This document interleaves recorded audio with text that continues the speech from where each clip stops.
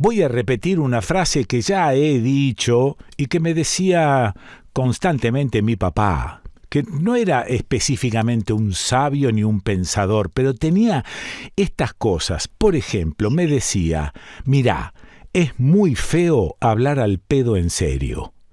Y yo siempre me quedé pensando en esa frase. Digo, las veces que he hablado al pedo en serio, las veces que he escuchado que colegas hablan de esa manera, muy serios, y muchas veces solo para contentar a aquel que les está dando laburo, ¿no? O para congraciarse con ese pensamiento. Digo, a ver, he hablado varias veces de la ley de entidades financieras y me he quejado, como me he quejado de tener un presidente que intenta meterse con Vicentín y a la semana se olvida.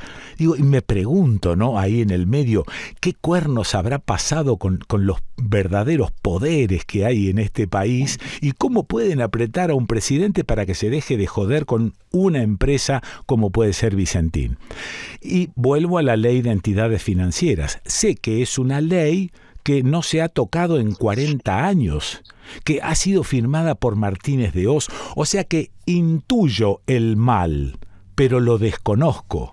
Entonces digo, ¿qué hago? Lo llamo a Alejandro Olmos Gaona, que él sí sabe. Alejandro, ¿estás por ahí? Estoy por acá, Quique. Ah, bueno. Bueno, viste, en la introducción esta pequeñita y humilde, te tiré un poco la pelota para tu lado para que vos patees. Pateá. Claro, vos fijate que cuando hoy en día se habla todo de la deuda, de los problemas financieros y todo lo demás, nadie dice Mm, que tenemos una estructura legal condicionante que comenzó en 1976 y que en 40 años nadie cambió. mm. Ley de entidades financieras, ley de inversiones extranjeras, Ajá, Carta Orgánica del Banco Central, sí. reforma del Código Procesal Civil y Comercial, por la cual la Argentina, las operaciones que hace, la considera como un vulgar comerciante que la puede jugar en cualquier parte del mundo. Ajá, Entonces, claro, toda la estructura, todo esto perfeccionado en la década del 90 a través de otras leyes como la 2456 de Administración Financiera, que es una ley enorme, llena de complejidades, mm, pero que tiene 10 artículos que van del 60 al 70, donde se le da el manejo de la deuda. El Congreso, que es el que constitucionalmente mantiene que manejar la deuda, sí, ha delegado inconstitucionalmente en el Poder Ejecutivo para que haga lo que quiera. claro. Y el gobierno de turno hace lo que quiera. Y muchos me dicen, bueno, pero si es una ley inconstitucional, es una ley que no debería... Claro, pero hasta que un juez no declare esa Mm, inconstitucionalidad, la ley tiene vigencia. mm. Ahora, lo más grave de todo este conjunto es que todas esas leyes de la época de Videla y de Martínez de Oz fueron ratificadas definitivamente en cuanto a su valor legal por ambas cámaras del Congreso en el 2013 y en el 2014. Ajá. Es decir, ahora los diputados critican, se hacen los distraídos, pero digo, Mm, ¿qué hicieron? ujú. Ahora, ¿cuál es el meollo de la ley, por ejemplo, de esta a la que hice alusión al principio? Vos después enumeraste un montón de otras leyes que están más o menos en el mismo terreno, pero la ley de entidades financieras, ¿cuál es el maleficio? Beneficio no debe tener ninguno. ¿Cuál es el maleficio de la ley de entidades financieras? Claro, la ley de entidades financieras y una serie de decretos complementarios determinaron, es decir, cuando gobernó Perón en la primera época, el Banco Central era el que manejaba el sistema financiero. Sí, Todas las operaciones se hacían en razón de lo que establecía el Banco Central. sí. Cuando vuelve Perón en el 73, Mm, volvemos a eso. Es decir, el Banco Central era el que controlaba el sistema, el que fijaba las tasas, mm, el que determinaba que los bancos no pudieran hacer lo que querían. ajá. Claro, eso desapareció. Entonces se dicta esa ley para que las empresas financieras, para que los bancos, en ese momento cajas de crédito y otras instituciones Mm, beneméritas, hagan lo que quieran. Por eso en la época de la dictadura uno daba el 30%, el otro el 40%, Claro. es decir, hacían lo que querían. Y por supuesto, además de hacer lo que querían, se beneficiaban de todas esas operaciones. Ajá. Y cuando yo hablo de la complicidad y de que el Congreso no ha hecho nada, es porque cuando yo era asesor de la Cámara de Diputados, 4 años y después 6 en el Senado, preparé un proyecto integral de ley de entidades financieras para cambiar todo el sistema. Jamás conseguimos del 2009 al 2019 que se votara una nueva ley. Ajá. Y Entonces, claro, sí. los bancos, a través de esa ley, tienen márgenes para hacer lo que quieran, Sí. para repatriar al exterior las sumas que quieran, y esto determina cuando se habla, por ejemplo, de la fuga de capitales. Sí. La fuga de capitales no es un delito. Cualquier persona puede comprar los dólares que quiera y llevárselos donde quiera. Ajá. El problema es si esas personas que se llevaron dólares declararon a la AFIP que tenían capacidad económica para hacerlo. Claro, porque si no se transforma en fuga de divisas. Y claro, y entonces no pasa nada. Y vos fíjate que cuando se hizo una denuncia contra Macri por el tema del Fondo Monetario, sí. Es decir, y se supo que el Banco Central había establecido que se habían fugado 86.000 millones de dólares del 2016 al 2019, yo dije, y con esto no hacemos nada, porque hay que primero saber quiénes son los que fugaron. Ahí está. Pero además, saber si esos que fugaron tenían capacidad económica para hacerlo. Entonces, como el Poder Ejecutivo no lo hacía, yo preparé una denuncia penal que la firmamos con Alicia Castro y Gabriel Mariotto para que se levantara el secreto fiscal. Es decir, si un señor se llevó al exterior 10 millones de dólares, tiene que haberlos declarado. Ahora, si no los declaró, ha cometido un delito, ha evadido fiscalmente. Bueno, después de largos meses y meses de trámites y de que un fiscal le pasó la causa a otro, porque estas cosas, viste, nadie se quiere comprometer. Claro. Intervino finalmente el doctor Picardi. El doctor Picardi hace 3 meses le pidió a la jueza Capuchetti que levantara el secreto fiscal. Hasta ahora no pasa nada. Claro. Ahora, digamos que la raíz de los males económicos en nuestro país está en la falta de regulación, en el disparate de dejar que cada uno haga lo que quiera. Exactamente, la falta de regulación, en la falta de controles. No es posible que el Banco Central sea autárquico, como es ahora, autónomo, o que de alguna manera responda a determinadas políticas del Poder Ejecutivo. Tengo un artículo que determina que no hay ninguna ley de la nación que pueda afectar su autonomía. Por eso el Banco Central hace lo que quiere. Claro. Y te doy un ejemplo. Hace unos minutos me fijaba el último balance semanal al 15 de abril. Y ahí, en ese balance, se ve que el Banco Central tiene emitido deuda, LELIQ, letras de liquidez, que al 15 de abril han llegado a 12.999.000 millones de pesos. La tasa acaban de aumentarla al 81%. ¿Esto qué significa? Que el Banco Central todos los meses va a tener que pagarle a los bancos en concepto de intereses 1 billón de pesos. ¿Qué tal? Con las carencias que hay, con la pobreza que hay, a través de este juego especulativo de emisión monetaria y de emisión de LELIQ para esterilizarla, el Banco Central tiene que pagar.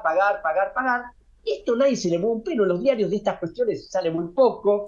Más allá de que la deuda al 31 de marzo, porque además en este momento el Ministerio de Economía está atrasado los informes para que no sean tan explosivos. La deuda al 31 de marzo es de casi 400.000 millones de dólares. Si vos te das cuenta que esto no se puede pagar, que esto es un condicionante enorme, pero bueno, así seguimos, ¿no? ¿Vos tenés idea de lo que sucedió en el interregno del agrandamiento de nuestro presidente con el tema Vicentín y el olvido? ¿Sabés qué pasó ahí adentro? No sé qué pasó, pero indudablemente, vos decías algo recientemente, y es que acá los que manejan el poder real saben operar. Ah, Entonces, y por otro lado, acá hay mucha improvisación. Vamos a intervenir Vicentín, sí, y claro, el presidente después dijo, bueno, yo creo que va a tener apoyo popular. Señor, cuando usted toma una decisión, le debe importar un pepino el apoyo popular si esa claro, decisión, claro, no, es decir, es fundamental para preservar los intereses del país. sí. Pero bueno, acá no pasó nada. Es lo mismo ocurrió con el que ahora está gravitante y latente con el tema de YPF. Intervengamos YPF, expropiemos el 51%, Sí, y yo me acuerdo que en ese momento dije, ¿cómo el 51%? Ahí expropian el 51% y el 25% que tienen los esquenazis. ah, Entonces, como eso no se expropió, ahora tenemos un juicio donde podemos llegar a pagar 17.000 millones de dólares. Entonces, el problema es que los poderes, mm, por supuesto, fortalecidos por los grandes medios de difusión, sí, saben operar. Y tenemos un presidente que, claro, mi amiga Fernanda Vallejo dijo que era un ocupa. Yo no sé si es un ocupa, pero que es un señor que no tiene la menor idea de lo que es gobernar un Estado. Uno lo puede ver a través de las decisiones que toma. Designa un asesor en el mes de enero, parece que ese asesor le presenta un plan económico hace una semana, eso trasciende, Massa se enoja, le pide que... Es una especie de comedia de enredos donde si no fuera tan grave la situación del país, sí, es decir, diríamos, bueno, se están peleando, pero ayer acabo de ver un video de Gabriela Cerruti mm, explicando el tema de la inflación. Y sí, los tres elementos fundamentales son, primero, la pandemia, mm, después la guerra de Ucrania, y sí, después no me acuerdo qué otra cosa. Ahora, yo le preguntaría a la señora Cerruti, pandemia tuvo la Argentina, Brasil, Uruguay, sí. El Bolivia, es mundo. decir, un montón de países, el mundo entero. La guerra de Ucrania la han sufrido todos los países. Mm, Ahora, ¿por qué Brasil tiene el 0,4, Bolivia el 0,5 y nosotros tenemos el 100%? sí. Ujú, Entonces, ujú. indudablemente, acá hay algo en la Argentina estructural que no funciona. Claro, porque, digamos, independientemente de los juicios que tengamos con los gobiernos que se van cediendo los poderes o los supuestos poderes unos a otros, gobiernos más de derecha, más de izquierda, gobiernos más populistas, ninguno puede meterse con estos verdaderos poderes. No se quieren, es decir, yo diría, no es que no se pueden, no se quieren meter. Ah, Y no se quieren meter porque tiene el temor referencial que empiecen ciertos sacudones. Lo que pasa claro, que si nosotros queremos ser un país independiente y soberano, no a través de la soberanía proclamada, sí, tenemos que hacer una evaluación real, saber qué nos puede pasar y decidirse. Mira, yo siempre, hoy casualmente me hacía una nota a la mañana y le dije, miren, yo tengo el ejemplo del Ecuador. El mm, Ecuador es un país 12 veces más chico que la Argentina, sí, exporta petróleo, camarones y flores nada más, mm, y se atrevió a enfrentar a ese poder.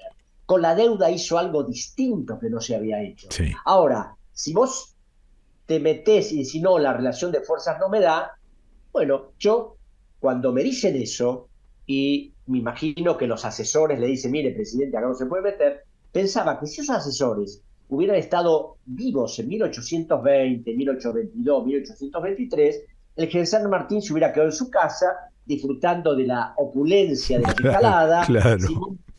Bolívar se hubiera quedado también en su casa Sí. gozando de sus tierras, sus esclavos, Ujú, y nadie hubiera hecho nada. mm. Porque llega un momento que si no te jugás, no enfrentás esto, pero claro, acá no, acá se negocia. Y como vos te das cuenta, cuando negociás con esta gente, siempre perdés. Y el caso de Vicentín es uno de los tantos ejemplos de decir, voy a hacer y después, no, no, mejor no, porque me pueden pasar un montón de cosas. El poder económico al que estamos haciendo, al que estás haciendo alusión desde el principio, que es, bueno, hay una descripción de que se trata de un poder económico local. ¿Tiene algún respaldo internacional? Digamos, Estados Unidos está mirándonos y respaldando a estos que exaccionan a nuestro país. Es que desde ya, es decir, acá no es solo los comerciantes y los empresarios locales, Sí. esto tiene que ver con los fondos de inversión, Ah, con bueno. un actor principal que es el Fondo Monetario Internacional, que te Mm, cobra la tasa más baja del mercado, pero te dice qué tenés que hacer, qué no tenés que hacer, si tenés que devaluar, mm, si tenés que ajustar. Es decir, es una especie de combo que decide qué tenemos que hacer. Y siempre se benefician más allá de las erráticas políticas, porque te imaginas Claro. que vos y yo no podemos comprar $1.000.000 hace 20 días a 370 y venderlo ahora a 425 o 430, ¿no? Claro. Entonces, estos actores son los que diseñan las políticas. Ahora, yo me acuerdo de cuando presentamos el informe final de auditoría en gobierno ecuatoriano, me llamó a las 5 horas unos abogados del JP Morgan para decir cómo arreglamos este problema. Ahora, Muy bueno. ¿por qué? Porque Qué indudablemente lindo. ese enorme poder que tiene, Sí. Correa no lo iba a poder enfrentar, pero como Correa había hecho una auditoría Mm. donde había pruebas de violaciones a la ley ecuatoriana, Sí. a las leyes de los Estados Unidos, Mm. el prevaricato, o sea, si eso se transparentaba internacionalmente, iba a resultar algo muy explosivo y muy difícil. Y yo me acuerdo que un abogado norteamericano, el doctor Krinsky, que fue abogado de Venezuela y de Cuba, y donde ganó un juicio en la Corte Suprema de Estados Unidos a favor de Cuba contra empresas norteamericanas, me dijo, mire Alejandro, si esto internacionalmente estallara, acá el sistema financiero se vería en una encerrona difícil de salir. Pero claro, no se animan, no se animan, y en algunos casos hay jueces que yo no hablo de corrupción porque no tengo pruebas, aunque me imagino que las hay, pero por otro lado, cuando vos te das cuenta que hay jueces que por ahí no lo hacen por temor, Claro. porque bueno, porque quiero ser una camarista, porque quiero escalar posiciones, Sí. y entonces empiezan todos esos apretes. Anteayer el fiscal Federico Delgado, que es el fiscal de la causa de la deuda, me decía, acá Alejandro no hay real decisión de investigar todo esto porque caen empresarios, ministros, presidente del Banco Central. Alejandro, por fin, esto no tiene arreglo. Sigamos empeorando a la velocidad prevista. Yo creo que tiene arreglo. No quieren que se arregle porque mientras no se arregla, ciertos sectores del poder siguen ganando plata. Claro. Y te doy un ejemplo que no es chiquito. Siempre me pregunto por qué la Argentina, que pagó durante 40 años una deuda privada fraudulenta, y no es porque lo diga Alejandro Olmos, sino porque los auditores del Banco Central la investigaron un año y pico, la tiraron a la basura porque Alfonsín no se quiso enfrentar. Es decir, ¿por qué el Estado dice, bueno, no me voy a pelear con el fondo, no me voy a pelear con los bancos extranjeros, pero voy a llamar a todas las empresas y decirle, bueno, muchachos, nosotros pagamos durante décadas esta plata, y aquí están todos, las empresas del Grupo Macri, Celulosa, Techín, Papel Prensa. Bueno, empiecen a devolverle la plata al Estado que pagamos por ustedes. Es decir, hablamos de cosas locales, ¿no? Sí. Tampoco. Y bueno, entonces, claro, si no haces nada, y seguiremos este camino de condicionalidades, de decadencia, de pobreza que cada vez crece, y de el miedo a no animarse a hacer lo que se debería hacer. Gracias, Alejandro, muy amable, te mando abrazo grandote. Gracias, ¿qué otro para vos? Lo escuchaste a Alejandro Olmos Gaona. ¿Dónde? ¿Y dónde lo vas a escuchar? Aquí, en el Desconcierto.